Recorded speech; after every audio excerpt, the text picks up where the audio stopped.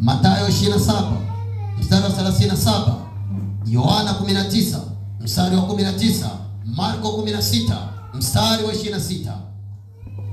Aliye tayari soma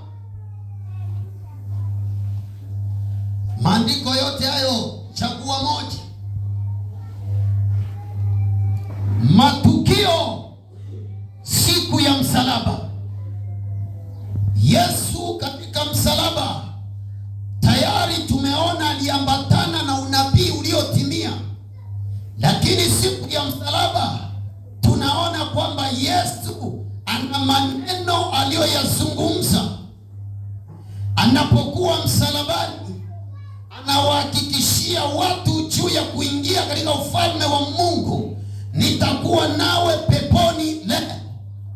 Lakini katika msalaba yapo matukio, na leo tunaenda kufungua katika kitabu cha Marko, katika kitabu cha Yohana, katika kitabu cha Mathayo. Tunaona moja ya tukio ambalo lilikuwepo pale msalabani. Sijamuona aliye tayari kusoma. Amen. Ndiyo. Luka mlango 23 38. Unasemaje?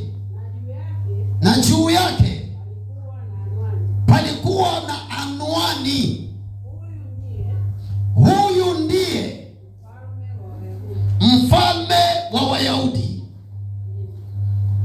Hebu turudie tena. Huyu ndiye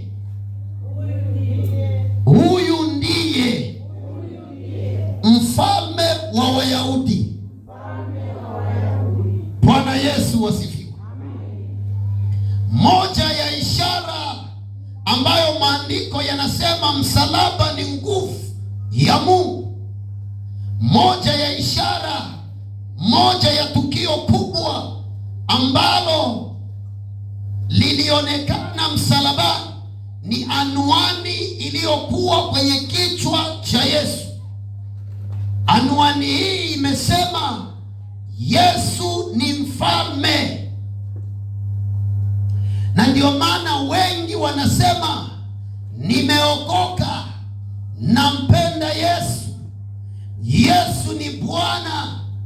Maana yake kwamba akiamuru ameamuru, ana sheria ya kifalme, anaongea kwa amri juu yangu. Unaposema Yesu ni Bwana, maana yake wewe ni milki ya Bwana wako ambaye ni Yesu mwenyewe. Vitabu vya Injili, nimesema Marko 15 inazungumza, nimesema juu ya Luka 23 inazungumza, nimesema juu ya Mathayo 27 inazungumza, nimesema juu ya Yohana. Wanashuhudia kwa anwani iliyokuwa juu ya kichwa cha Yesu. Yesu aliitwa mfalme wa Wayahudi. Wayahudi walikuwa na ahadi za kusubiri mfalme ambaye atawaondoa katika mateso ya mataifa yaliyowazunguka, kwa sababu kila walipokuwa wakifanya dhambi, Biblia inasema Mungu aliinua mataifa jirani, wakawa wanawashambulia wana wa Israeli.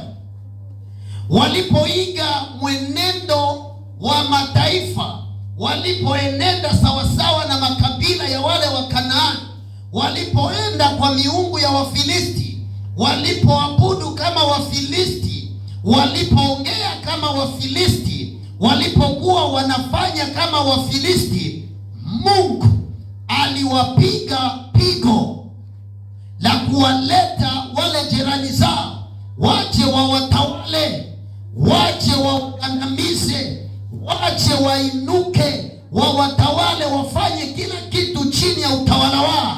Hii ndiyo kanuni ya Mungu. Wakati amekuchagua, amekuita wewe na amekuchagua miongoni mwa watu bangulo, anatamani ya kwamba msikilize kile anachokifanya.